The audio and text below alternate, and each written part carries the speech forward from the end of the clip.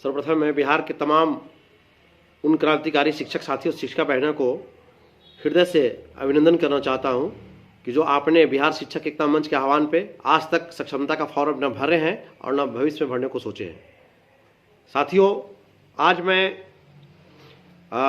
इस वीडियो के माध्यम से ये माननीय शिक्षा मंत्री और माननीय मुख्यमंत्री नीतीश कुमार जी से कहना चाहूँगा कि कल जो शिक्षा मंत्री महोदय बड़ी सरलता से विधानसभा में पेश कर रहे थे बोल करके कि अभी तो नहीं इनको की तो परीक्षा देंगे, सक्षमता देंगे और इनका पदस्थापन कर रहे हैं और बाद में फिर इनको अपना भविष्य में जो है ये ट्रांसफर किया जाएगा। महोदय इतनी सरलता से कैसे समझा रहे हैं? आप भी माननीय मुख्यमंत्री जी के साथ वर्ष 2005 से कदम मिला करके चल रहे हैं। आपको भी मालूम होना चाहिए कि बिहार के नियोजित शिक्षकों के साथ कैसे दुर्दशा और दशा बदलते आ रहा है और करते आ रहे हैं। तो ऐसे अनजान बन करके गुमराह करना शिक्षक समाज को, आम जनता को और मंत्रिमंडल को, यह कहां तक उचित है? मैं आज कह रहे कि सेवा इनका संतोषजनक नहीं। सक्षमता लेने के लिए महोदय मैं पूछना चाहूंगा कि वर्ष 2003 में जब हमारी पहली बार नियोजन हुई थी तो हमारे नियोजन पत्र पे था कि 11 महीने के बाद इनका सेवा का आकलन किया जाएगा। अगर सेवा संतोषजनक होगा तो फिर इनको 11 महीना के लिए आगे बढ़ाया जाएगा। तो जब हमारा सेवा 11 महीना हुआ, सेवा का आकलन हुआ, सेवा बिहार सरकार समीक्षा की, पंचायत सरकार समीक्षा की, जब सेवा हमारा अच्छा रहा, संतोषप्रद रहा, तो 11 महीने का फिर अगला टर्म बढ़ा दिया गया पूरे बिहार के शिक्षकों को। उसमें बिहार में हम लोग 74,000 शिक्षक थे नियोजित। इसके बाद फिर 11 महीना हम लोग जब विद्यालय, बिहार के विद्यालय में अलग जगह, बिहार के बच्चे जो 2003 से पहले बिहार के 25 लाख बच्चे विद्यालय से बाहर थे, उनको लाए, मुख्य धारा से जोड़ने का काम किए। आपको अच्छा लगा उस वक्त, क्यों? क्योंकि उस समय कम पैसे में हम लोग नौकर मिल गए थे आपको 1500 रुपया में।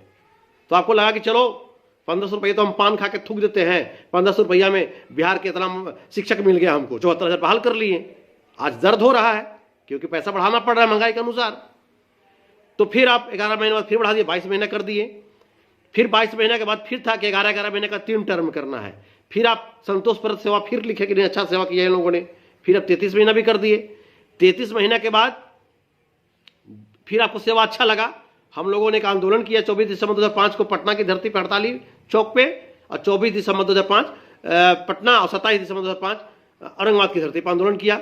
उस आंदोलन में हम लोगों ने अपनी मांग रखा।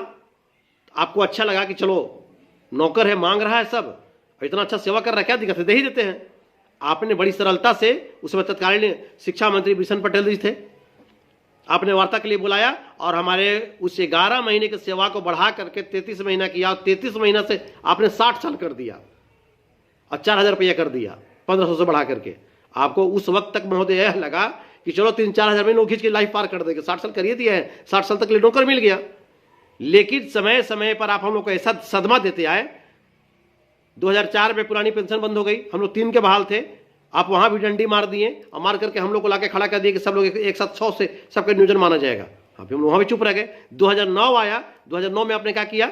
यही कहा कि पब्लिक आवाज उठा रही है ना कि शिक्षक जो है ट्रेनिंग नहीं है, तो दक्ष नहीं है, इस वजह से एक मामूली आप लोग को दक्षता परीक्षा ले लेते हैं, दक्षता परीक्षा लेते हैं और उससे भी आपने यही कहा था कि अगर फेल कर जाएंगे तो हटा देंगे, नौकरी चली जाएगी आपकी। हम लोगों ने लड़ा, संघर्ष किया, बात को रखा और आप दक्षता लिए हम लोगों से। हम लोगों ने दक्षता दिया और 93%, 94% नंबर लाके पूरे बिहार के शिक्षकों ने दक्षता दिखाई अपनी कि हम दक्ष हैं। आज जो जिस सक्षमता की बात आप कर रहे हैं, सक्षमता का स्थान दक्षता से नीचे है। सक्षमता का मतलब कि सक्षम होना, हम किसी काम करने के लिए सक्षम हैं कि नहीं, ये सक्षमता का। और दक्षता का मतलब कि हम दक्ष हैं। आई एम दक्ष, मैं दक्ष हूं। बिहार के तमाम शिक्षक दक्ष हैं, हम लोगों ने दक्षता साबित किया। फिर आपके द्वारा शिक्षक अनट्रेंड है, इनको अनट्रेंड करा जाए। इग्नू जैसे कठिन सेवा संस्थान से हम लोग दिल्ली के मैदान गढ़ी तक जाकर के एग्जाम दिए महोदय, और उसमें भी हम लोग सभी सेमेस्टर में अच्छे ग्रेड लाए, जिसका प्रमाण हम लोग के पास है। अब आपको लगा कि ले अब तो जैसे से जो कहते रहे लोग कहते चल जा रहा है, तो महंगाई के अनुसार पैसा बढ़ाना पड़ा आपको। क्यों नहीं बढ़ेगा? हम लोग की फैक्ट्री लोहा के वर्कर नहीं है, हम लोग उस फैक्ट्री के वर्कर हैं जहां पे मनुष्य का निर्माण होता है, आदमी का निर्माण होता है, समाज का निर्माण होता है, जहां आईएएस पैदा होते हैं, आईपीएस पैदा होते हैं, हम शिक्षक पैदा करते हैं। इसके बाद 2012-13 में नियम बदला, भारत सरकार का अध्यादेश लागू हुआ पूरे देश में कि अब जो शिक्षक बनेंगे वह है ये नियोजित है तो नियोजन निकाय के अंतर्गत ही रहेंगे, लेकिन इनको पात्रता परीक्षा पास करना होगा, ट्रेंड होंगे तब जाके इनकी बहाली होगी। बिहार के युवाओं ने पात्रता परीक्षा में बड़ी बड़ी संख्या में बैठा, 28 लाख 30 लाख एक बार बैठा, और उसमें से किसी राज्य में 50,000, किसी में 1 लाख लोग सिलेक्शन हुए। सोचिए 28 लाख में से 50,000 और 1 लाख चुना आया, वो क्रीम बन करके सब आया।